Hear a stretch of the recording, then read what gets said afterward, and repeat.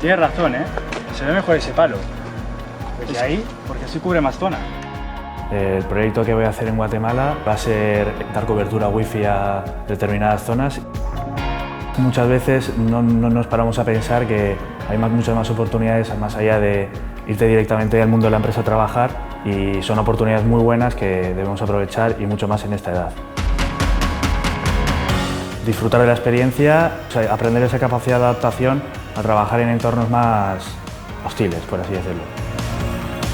Siempre me han enseñado que la ingeniería está inventada para cubrir necesidades que la gente tiene.